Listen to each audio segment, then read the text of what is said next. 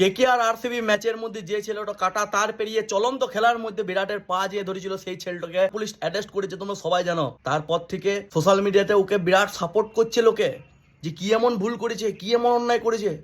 খেলাতে চলন্ত খেলাতে উঠ কাটা তার পেরিয়ে পড়ে বিরাটের পাট হয়তো ধরেছিল, ওকে ও গুরু ভাবে, তাই বলেই তোর পাট ধরেছিল।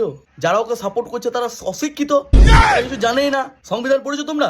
সংবিধান 18 নম্বর আর্টিকেল 18-তে কি লেখা আছে, যে চলন্ত খেলাতে কোনো লোক বা কোনো ফ্যান যদি কাটা তার পেরিয়ে পড়ে বিরাট কোহলির পা ছুঁই, তাহলে সে অ্যারেস্ট হবে।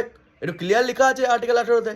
আর আর্টিকেল 7-ও লেখা আছে যে চলন্ত খেলাতে কাটা তার পেরিয়ে যদি কোনো ফ্যান থালার পা ধরে বা বুকে জড়িয়ে ধরে, তাকে সশ্রম কারাদণ্ড দেওয়া হবে, সারা জীবন যাবজ্জীবন কারাদণ্ড দেওয়া হবে।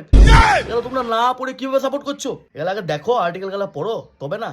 রোহিত শর্মার জন্য একটা আর্টিকেল লেখা আছে, ওটা আমি জানি না, বাট কিন্তু লেখা আছে। কেন করো এগুলা? আরে ভাই, ছেলেটা এত বড় অন্যায় করার পরে তোমরা ওকে সাপোর্ট করছো। চলন্ত খেলাতে কাটা তার পেরিয়েছে, বাংলাদেশ থেকে কাটা তার পেরিয়ে পরে ভারতে আসে নাই, বা ও 3-4টা মার্ডার করে নাই, ঠিক আছে, বা 300-400 কোটি মেরে পরে খাটের নিচে ভরে রাখে নাই।